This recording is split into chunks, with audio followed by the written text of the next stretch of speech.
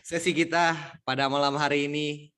Senang banget karena ada beberapa teman-teman yang aku tadi sempat invite juga via DM, akhirnya ikutan. Ada Kak Cynthia, halo Kak Cynthia. Terus ada, wah ini juga amazing, Iren juga bisa datang.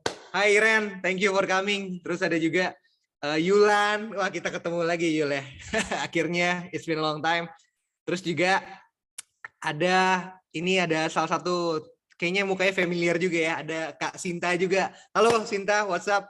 Dan juga ada, nah satu lagi Susi ini ya, ini yang kedua kali ya ikut lagi Real. Dan juga tentu saja, dan juga ada Kak Sinta, halo, welcome ke Real. Dan juga teman-teman semua yang lain yang kita udah lama ya bercengkrama, kita udah lama saling bertatap muka gitu ya.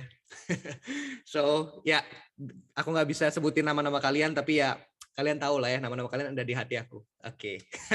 Oke, siap. Kita akan mulai topik kita pada malam hari ini ya, yaitu The Miracle ya, teman-teman semua ya. Nah, sebenarnya aku pengen mulai ya tema ini dengan suatu introduction terlebih dahulu. Aku pengen nanya ke teman-teman semua. Apa sih yang kamu pikirkan pertama kali ketika kamu mendengar kata mujizat? Nah mungkin bisa di chat ya, di kolom chat. Gak apa-apa, jawaban kalian tidak akan terhakimi, tidak. Tenang aja. Jadi silakan tulis aja, chat aja apapun yang terlintas di pikiran kalian pertama kali ketika kamu mendengar mujizat. Silakan teman-teman semua. Kita berinteraksi dulu. Asik, Kak Cynthia. Yang kuingat ya Tuhan Yesus, sedap. Kevin, yang tidak mungkin menjadi mungkin. Sedap. Ayo, ada lagi guys. Kita tunggu respon kalian. Nah, kemenangan Jeremy, sedap. Thank you banget responnya. Nah, ada lagi nggak nih? Kasih Tuhan Akbar. Oke. Baiklah, tanpa kita berlama-lama lagi, kita akan masuk suatu next improvisasi daripada pertanyaan ini. Nah, teman-teman, aku pengen nanya kembali kepada teman-teman semua. Apakah benar hal-hal yang kita pikirkan itulah yang ada di pikiran teman-teman? Mau yang tadi jawab dan ataupun yang tadi juga nggak jawab, nggak apa-apa, yang dipendam. Apakah benar hal-hal yang kita pikirkan itulah yang Tuhan inginkan untuk kita mengerti ketika kita mendengar kata mujizat? Ya. Jadi apakah benar atau enggak sih pemikiran gue pertama kali ketika gue dengar tentang mujizat? Apakah itulah yang Tuhan inginkan untuk gue mengerti ketika gue mendengar kata mujizat? Nah, malam hari ini kita bakal ngulik sedikit ya tentang apa sih esensi, tujuan, pesan sentral mujizat yang sebenarnya. Kenapa harus ada tercatat dalam Alkitab mujizat-mujizat demikian dan sebagainya. Namun untuk kita bisa mengerti esensi mujizat yang akan kita ulik bareng-bareng, aku bakal bahas salah satu contoh kasus mujizat yang kita bisa sama-sama renungkan, yaitu the deaf and stutter. Nah, bahasa Indonesia tentunya ini ya, tuli dan gagap. Sejujurnya, gue juga baru tahu bahasa Inggris gagap itu stutter pas gue buka Google Translate juga, pas gue buka persiapin khotbah. Jadi kita sama ya, yang baru ngerti kata, oh ternyata gagap itu stutter ya. Kita tos dulu dong. Tos. Oke, jadi inilah kita bakal ngebahas mujizat the deaf and the stutter ya. Mujizat Yesus terhadap orang yang tuli dan yang gagap ya. Jadi the miracle of Jesus to the deaf and the stutter.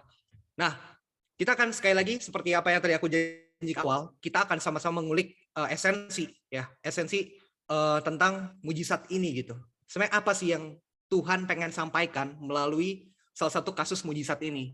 Nah, kita akan sama-sama buka di Markus 7 ayat 32 sampai 35 ya. Mungkin kita sama-sama buka dulu ya. Markus 7 ayat 32 sampai 35.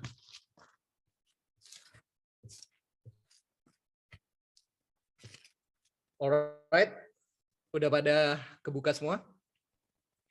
Markus 7 ayat 32 sampai 35. Mungkin kalau udah pada kebuka semua bisa kasih jempol ya. Mau dari kamera itu lebih baik atau mau dari emoji juga nggak apa-apa. Sudah, JJ, I see you. Oke. Baiklah, kalau gitu kita akan baca Markus 7 ayat 32 sampai 35. Di situ orang membawa kepadanya seorang yang tuli dan yang gagap. dan memohon kepadanya supaya ia meletakkan tangannya atas orang itu. Dan sesudah Yesus memisahkan dia dari orang banyak, sehingga mereka sendirian, ia memasukkan jarinya ke telinga orang itu, lalu ia meludah dan meraba lidah orang itu.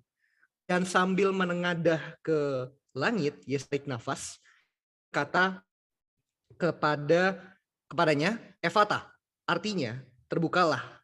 Maka terbukalah telinga orang itu, dan seketika itu terlepas pulalah pengikat lidahnya, lalu ia berkata-kata dengan baik. Oke, sebelum kita mengupas, sama-sama kita membahas esensi daripada firman Tuhan malam hari ini, yuk kita sama-sama ya.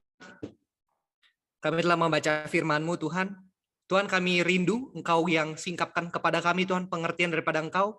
Bukan kami Tuhan, untuk kami bisa menangkan kepada kami. Tuhan pimpin kami. Tuhan tolong juga bantu aku Tuhan untuk bisa menjabarkannya. Menyampaikan firman-Mu, bukan firman-Ku. Engkau yang pimpin Tuhan, dan kiranya Tuhan firman hari ini dapat mengubah hidup kami Tuhan, dapat menuntun kami untuk bisa step by step ikut Engkau Tuhan. Di Yesus Kristus. Haleluya. Amin.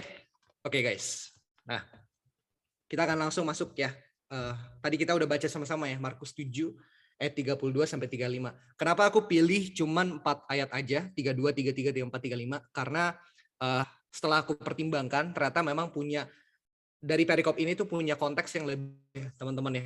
Tentu saja ini adalah sedikit pieces yang aku ambil ya, yang tentu saya juga relevan dengan konteksnya, yang bisa aku juga kepada teman. Jadi kalau seandainya satu perikop di sini, yang pertama sulit, yang kedua ini punya makna yang sangat amat kaya dari satu perikop ini. Dan saya dapat insight itu, saya pertama kali ke-trigger tentang seberapa kayanya perikop ini waktu itu sama salah satu mentor saya, si Kak Cere, dia bilang, lo pilihlah ayat-ayatnya, jangan semuanya gitu ya. Jadi oke, aku akan membahas 4 ayat aja untuk di dalam perikop ini, teman-teman semua ya. Nah, dari 4 ayat ini kita bisa menemukan satu hal pertama, yaitu ketidakberdayaan manusia untuk mendengar dan memperkatakan kebenaran. Biar gue nggak dihujat sama Kak Cere, gue ngomong sekali lagi, one more time. Ketidakberdayaan, one more time ya. Ketidakberdayaan manusia untuk mendengar dan memperkatakan kebenaran. Jadi ini hal pertama ya teman-teman ya, yang kita harus sama-sama mengerti. Ada satu hal yang pengen aku coba bahas di sini, yaitu sekali lagi ketidakberdayaan manusia untuk mendengar dan memperkatakan kebenaran. Ayat itu di ayat 32. Kita bisa baca di situ. Di situ orang membawa kepadanya seorang yang tuli dan yang gagap, dan memohon kepadanya supaya ia meletakkan tangannya atas orang itu. Oke. Nah, di sini jadi satu hal yang menarik ya, teman-teman ya. Karena kita bisa menemukan beberapa fakta dari satu ayat ini, yaitu ternyata orang yang mau disembuhkan sama Yesus ini, dia itu bukan cuma tuli, tapi dia juga gagap gitu ya. Tadi aku pas ngulik pertama kali dan belum di cross check, aku sempat salah tulis gitu ya. Aku tulisnya bisu, bukan gagap. Ternyata, tapi ini menarik banget, tadi tulisnya tuh gagap gitu ya, bukan bisu. Seringkali kan kalau tuli seringkali kalau yang disabilitas ya, yang tahu ya, kalau yang berhubungan dengan mulut itu terkadang bisu, tapi ini dibilangnya gagap gitu ya. Jadi ini spesifiknya tuli dan gagap. Nah, dan memohon kepadanya supaya meletakkan tangannya atas orang itu. Oke, jadi sekali lagi ada 2, orang ini tuli dan orang ini gagap. Nah, teman-teman, apa yang kita bisa ambil dari seorang yang tuli dan yang gagap ini? Teman-teman, ketahuilah satu fakta, satu esensi.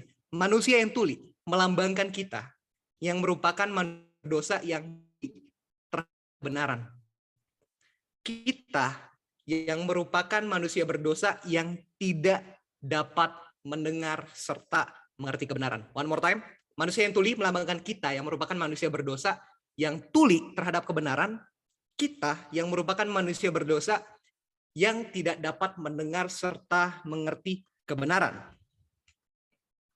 Oke, aku akan unpack statement ini lebih jelas untuk teman-teman bisa mengerti.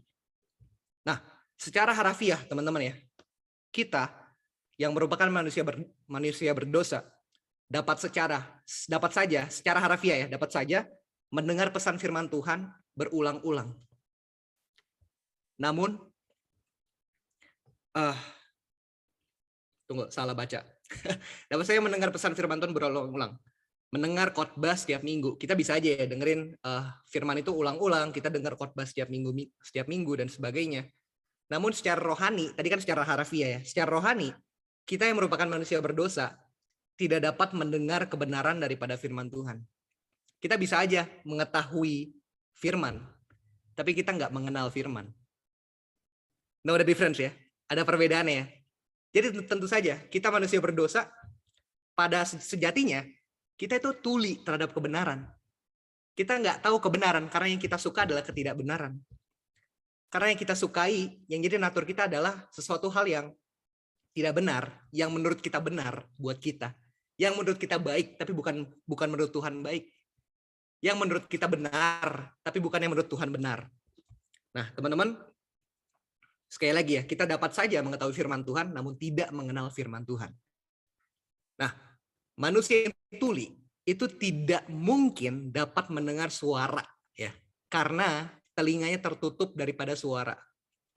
Demikianlah kita yang tuli terhadap kebenaran tidak mungkin dapat mendengar suara kebenaran karena telinga kita tertutup daripada kebenaran. Jadi kita bisa melihat di sini tidak ada satupun usaha yang kita dapat lakukan untuk memulihkan ketulian kita sebagai manusia berdosa. Make sense kan? Manusia tuli dia nggak bisa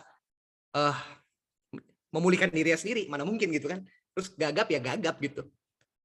Dan ini menjadi satu refleksi bahwa tidak ada satupun usaha yang kita dapat lakukan untuk memulihkan ketulian kita sebagai manusia berdosa, teman-teman. Bad news ya, bad news. Kita akan masuk kedua, manusia yang gagap. Manusia yang gagap itu melambangkan kita yang merupakan manusia berdosa yang gagap untuk memperkatakan kebenaran. Artinya apa? Kita yang merupakan manusia berdosa yang tidak sanggup untuk memperkatakan kebenaran. Teman-teman semua, sekali lagi ya, secara harafiah ya, kita akan pakai, kita coba bangun pola pikirnya dulu. Secara harafiah, kita yang merupakan manusia berdosa dapat saja memperkatakan hal-hal yang menurut kita baik ataupun benar. Ya. Nah, namun secara rohani, kita yang merupakan manusia berdosa tidak dapat memperkatakan kebenaran daripada firman Tuhan. Kita yang merupakan manusia berdosa tidak dapat memperkatakan hal-hal yang baik dan benar menurut Allah. Yang kita dapat lakukan adalah memperkatakan hal-hal yang baik dan benar menurut Ray, menurut Akbar, menurut Kacere, menurut Charlie, menurut Marta. Kita semua tuli dan gagap. Teman-teman semua, manusia yang gagap tidak mungkin dapat dilatih untuk berkata-kata dengan baik karena lidahnya kaku, gak mungkin bisa. Demikianlah kita yang gagap terhadap kebenaran tidak mungkin dapat memperkatakan kebenaran karena lidah kita kaku untuk memperkatakan kebenaran. Miris ya, ini bad news banget ya buat kita ya. Sebegitu mengerikannya ya, maksudnya kayak sebegitu fatal ya gitu. Dan satu hal yang kita mesti pahami sekali lagi, tidak ada satupun usaha yang kita dapat lakukan untuk memulihkan kegagapan kita sebagai manusia berdosa. Jadi sekali lagi ya, 0% kontribusi yang kita bisa lakukan untuk memulihkan diri kita sendiri. Sama seperti mereka, orang-orang ini, sama seperti orang yang tuli dan gagap ini, teman-teman.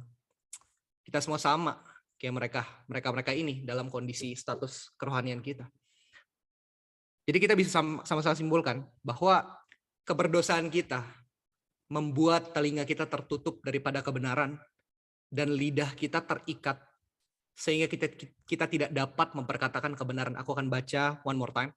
Keberdosaan kita membuat telinga kita tertutup daripada kebenaran dan lidah kita terikat sehingga kita tidak dapat memperkatakan kebenaran. Sorry kalau gambarnya agak serem ya, tapi lebih seram lah kalau kita bisa lihat realita diri kita daripada gambar ini. Sebegitu miris ya, sebegitu fatal ya sebenarnya. Inability kita. Keberdosaan kita membuat kita benar-benar terasingkan daripada kebenaran, teman-teman. Kita sekali lagi kita nggak bisa mendengar dan memperkatakan kebenaran firman Tuhan. Kita tidak bisa hidup dalam kebenaran. Keberdosaan kita itu membuat kita sangat amat jauh daripada kebenaran. Dan hal kedua yang aku pengen bahas adalah tentang bagaimana kita dapat mendengar dan memperkatakan kebenaran. Jadi kita sama-sama review dulu ya. Tadi hal pertama adalah soal ketidakberdayaan manusia untuk mendengar dan memperkatakan kebenaran. Dan kita bisa memahami kenapa manusia tidak berdaya untuk bisa mendengar dan memperkatakan kebenaran. Karena sekali lagi tadi keberdosaan kita membuat telinga kita tertutup daripada kebenaran dan lidah kita terikat sehingga kita tidak dapat memperkatakan kebenaran. Nah, hal kedua, kita bakal sama-sama membahas soal sekarang gimana kita dapat mendengar dan memperkatakan kebenaran. Esensinya apa di balik ini gitu. Gimana caranya supaya kita dapat mendengar dan memperkatakan kebenaran. Nah, aku akan baca dari ayat 33 sampai 35.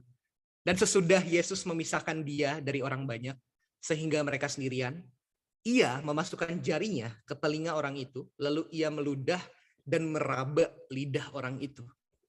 Kemudian sambil menengadah ke langit, Yesus menarik nafas dan berkata kepadanya, Efata, artinya terbukalah.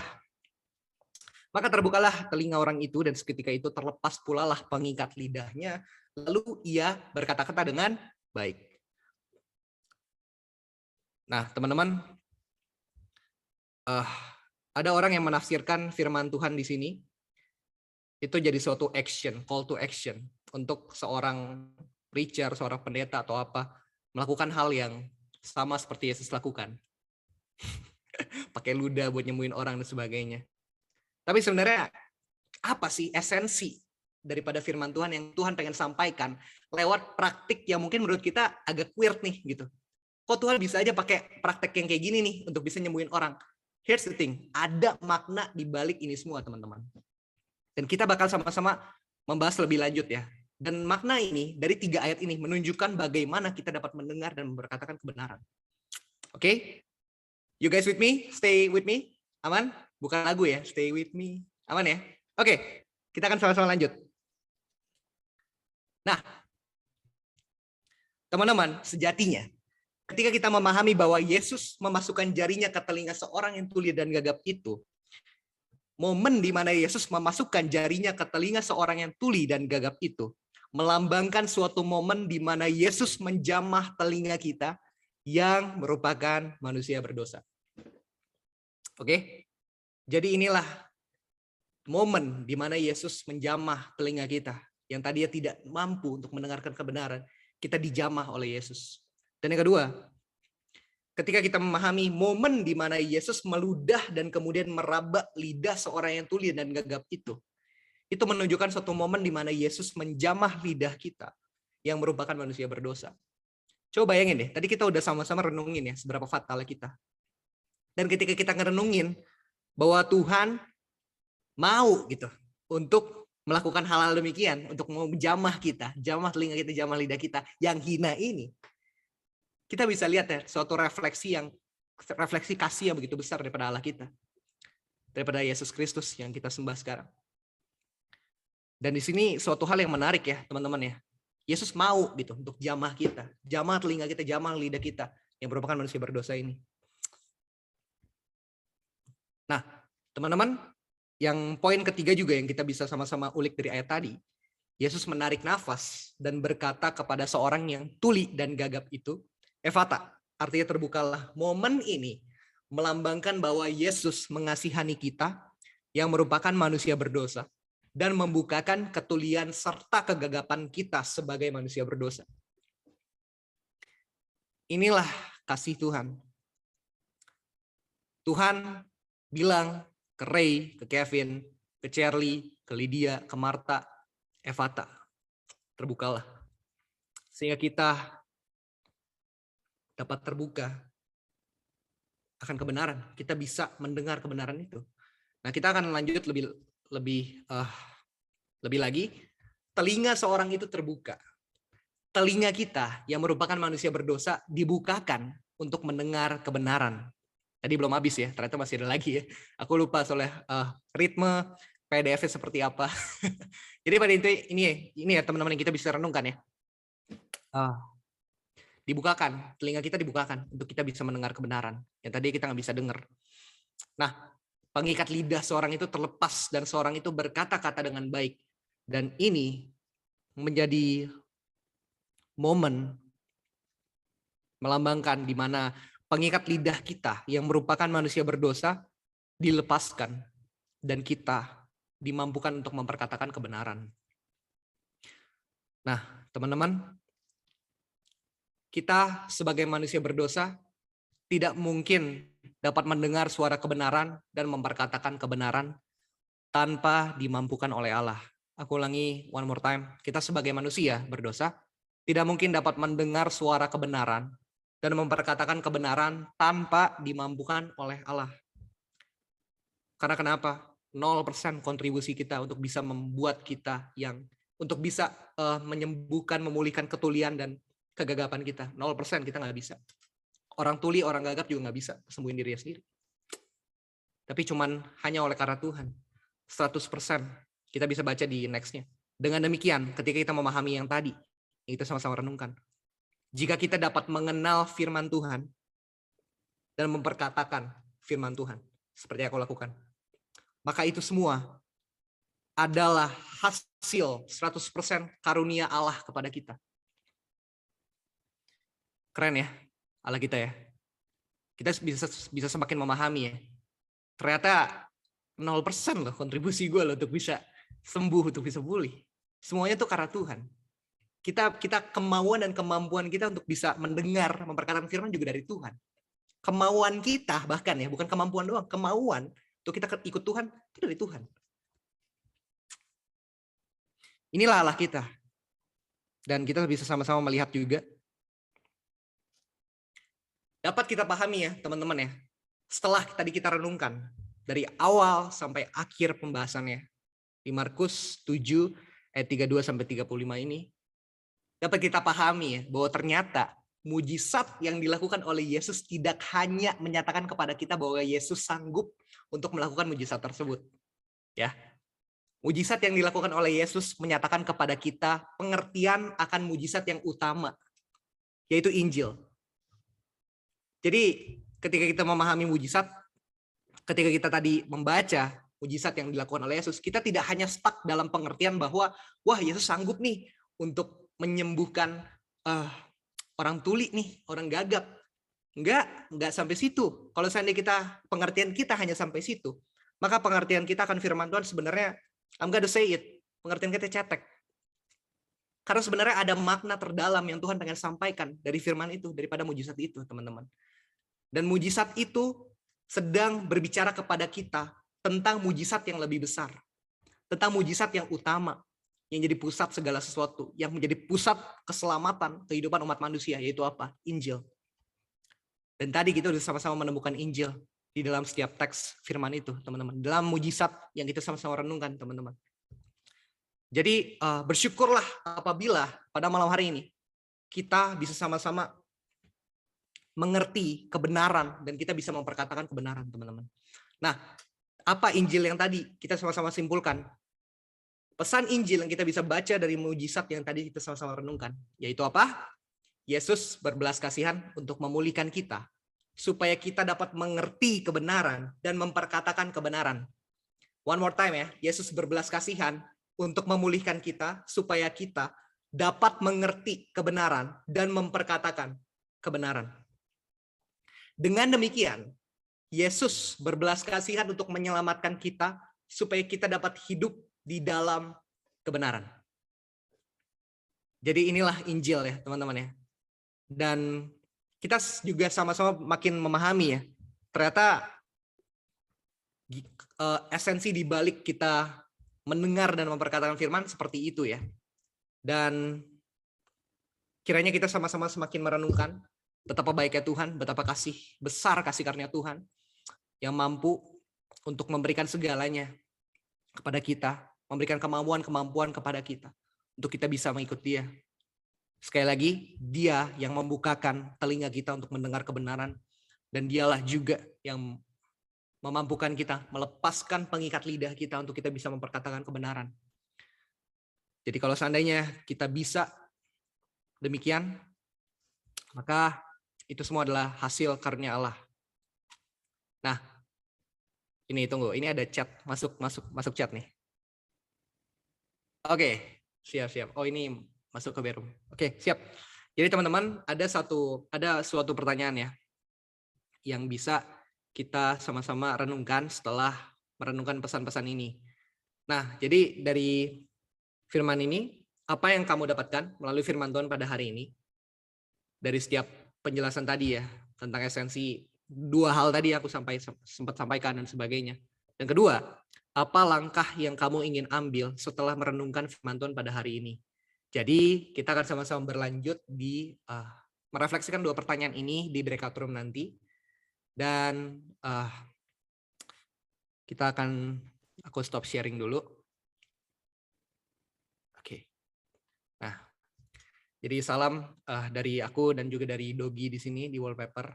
Kita akan sama-sama berdoa menutup sesi sharing pada malam hari ini ya. Oke, let's go. Let's pray, teman-teman. Haleluya Tuhan. Kayak bersyukur Tuhan memiliki Allah seperti Engkau. Allah yang memampukan kami untuk mendengar dan memperkatakan kebenaran-Mu Tuhan. Tuhan, terima kasih Tuhan atas kerinduan ini. Terima kasih atas pergumulan ini Tuhan. Di dalam pikiran, dalam perasaan kami Tuhan. Kami mau bawa setiap pikiran perasaan kami tertuju pada Engkau Tuhan. Tuhan, kami mau bertobat daripada segala hal yang menghalangi kami untuk hidup di dalam Engkau Tuhan. Kami mau bertobat daripada segala hal yang mencoba untuk ngedrain kami Tuhan. Untuk kami semakin hidup di dunia ini Tuhan. Kami mau untuk semakin hidup bersama dengan Engkau Tuhan. Kami mau untuk semakin hidup di dalam Kristus Tuhan. Tuhan pimpin kami, untuk kami semakin dalam lagi Tuhan, mendengar suara-Mu dan memperkatakan firman-Mu Tuhan. Tuhan, kalau pada malam hari ini Tuhan, kami maafkan kami Tuhan kalau seandainya kami seringkali suka salah Tuhan, kami seringkali suka gagal memahami Engkau Tuhan. Namun Tuhan, terima kasih buat pengertian yang Kau berikan pada kami, dan Tuhan, kiranya Engkau yang pimpin kami mau Tuhan untuk merenungkan firman-Mu, kami mau mengulik firman-Mu, kami mau membaca firman-Mu Tuhan dengan perspektif yang benar. Tuhan arahkan kami, bantu kami untuk bisa membaca Alkitab kami Tuhan setiap hari. Tuhan bantu kami juga Tuhan untuk kami bisa semakin membangun hubungan kami dengan Kau Tuhan. Tuhan pimpin kami, dan dalam setiap breakout room nanti Tuhan, Kau pimpin kami untuk kami bisa sharing dan sama-sama bersekutu dengan Kau bersama dengan anggota-anggota tubuh Kristus yang lainnya Tuhan. Terima kasih Tuhan atas kasih karunia-Mu Tuhan. Hanya di dalam nama Tuhan Yesus Kristus. Haleluya. Amin.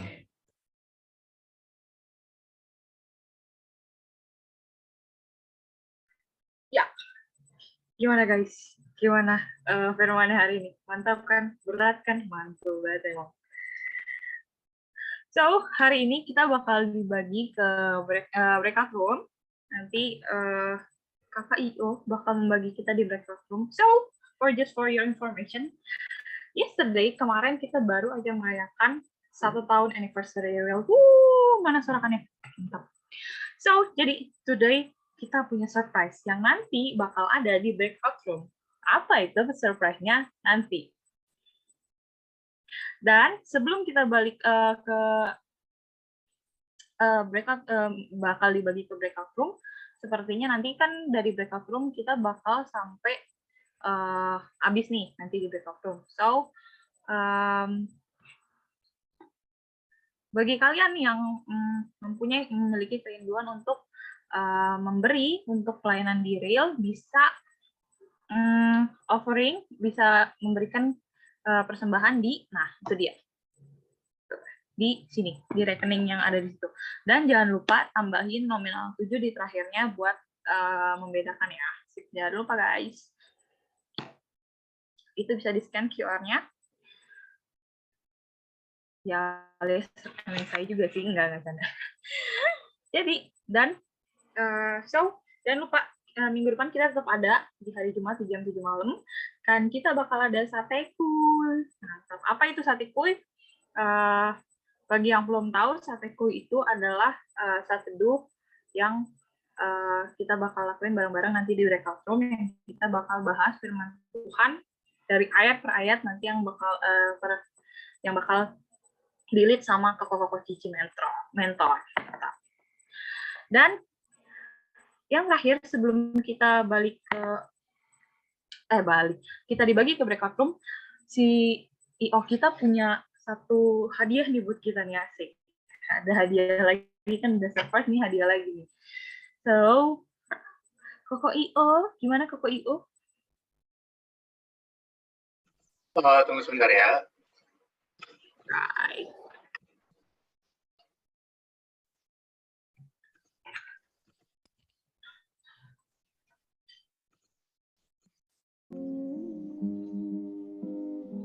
Selamat ulang tahun, Ril. Di komunitas ini aku diterima dengan penuh kasih dan melalui komunitas ini juga aku boleh semakin mengenal Tuhan dengan perspektif yang benar.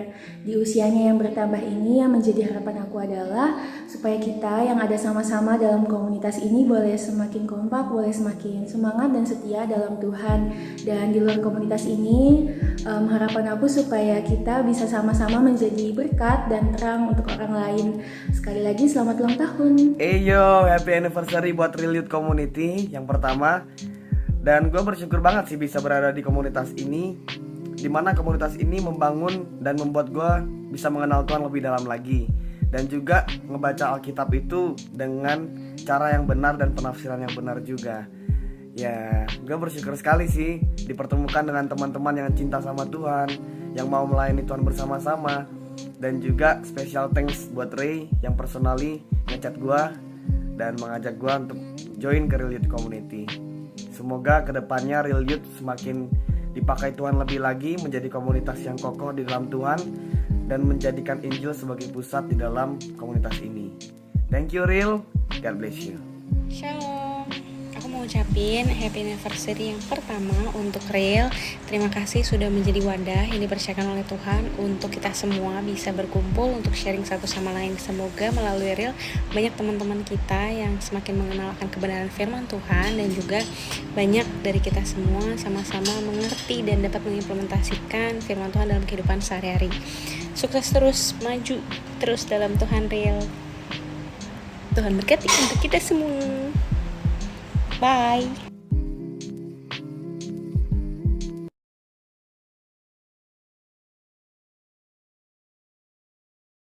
Sip, mantap. Happy birthday, Real. So Kevin, happy anniversary, Real Incas, mantap banget. So, kita bakal dibagi ke breakout room, dan nanti Koko IO bakal bagi kita ke dalam breakout room, dan kita akan merenungkan pertanyaan-pertanyaan yang tadi Ray udah kasih. So, bye-bye guys. So, see you next week. Bye-bye. Sabar. Kita belum foto. Maafin banget. Foto dulu, foto. Betul. So guys, ayo dibuka kameranya. Kita bakal foto. Ayo nih. Banyak nih yang belum buka kamera. Mau disebut satu-satu.